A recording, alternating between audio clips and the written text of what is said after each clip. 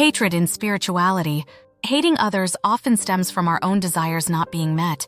We feel betrayed when others don't follow our methods or meet our expectations. This is actually a personal issue that we need to address. Let's consider the laws of nature.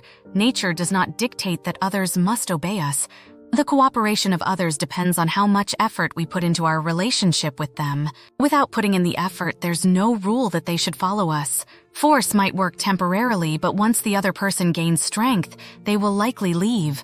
So, in the laws of nature, expecting others to follow our ways is simply a form of greed, and this greed leads to hatred. Looking at hatred from another angle, we might hate others when they don't align with our expectations, especially in difficult times, or when they fail to consider our feelings. This hatred is a reflection of our incorrect thinking. The fault lies with us, yet we often project these feelings onto others. If we feel resentment towards someone we must interact with, it indicates a lack of skill and understanding on our part in handling the relationship. In other words, we lack the ability to coexist and collaborate effectively. Another example, if one's financial situation is comfortable, they can handle all situations with ease. However, if they are not financially well off, their personality can become sensitive and their thoughts more complicated. When life is affluent, one's personality becomes enriched.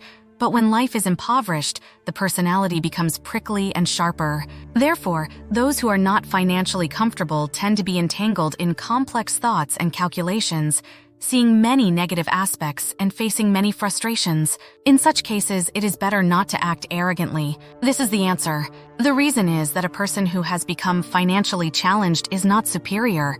Previously, they might have had ample finances, but they are not superior if they mismanaged those resources and lost them. In summary, feelings of hatred arise when others don't cater to our desires. The presence of others in our lives is necessary for us to recognize our flaws. We often think we don't possess negative traits, but when others bring out these traits in us, it's an opportunity to see and correct them. We all strive for a life of freedom. Others should be free to do as they wish, and so should we. Being born human grants us the freedom to think and discern, enabling us to live freely. Therefore, when we feel anger or hatred, it's wise to look within ourselves for faults. It may not be easy to find them immediately, but acknowledging and searching for these faults is crucial. Reflecting on whether our hatred towards others is a mistake is a valuable exercise for personal growth. The text we have shared delves into the analysis of hatred in the context of spirituality and human relationships. Here's a summarized analysis and interpretation of the key points as a life mentor. Source of hatred. Hatred often stems from unmet personal desires and expectations. When people don't conform to our methods or expectations, we feel betrayed, which is a reflection of our personal issues that need to be addressed. Laws of nature. Nature doesn't mandate others to obey us. Cooperation depends on the effort invested in relationships. Expecting others to follow us without effort is a form of greed, leading to hatred. Forceful compliance is temporary and unsustainable. Projection of fault.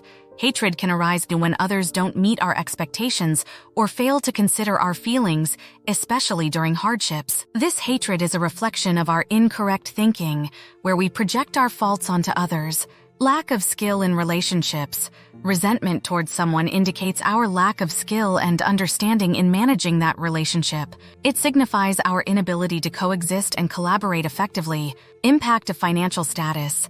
A person's financial situation can influence their personality and perspective. Financial comfort brings ease and enriches personality, while financial struggles lead to a prickly and complex mindset, often filled with negative views and frustrations. Self-reflection and growth. Recognizing that others help us identify our flaws is important. We often deny our negative traits, but others can highlight these traits, providing an opportunity for self-correction. Freedom and personal responsibility. Striving for a life of freedom involves allowing others the same liberty. Being human grants us the ability to think and discern, enabling us to live freely. When feelings of anger or hatred arise, it's important to introspect and identify our faults, even if it's challenging. Reflecting on whether our hatred towards others is a mistake is crucial for personal growth. In essence, the text emphasizes the importance of introspection, understanding the nature of our relationships, and the influence of external factors like financial status on our attitudes and behaviors. It advocates for a life of freedom, self-awareness, and continuous personal growth.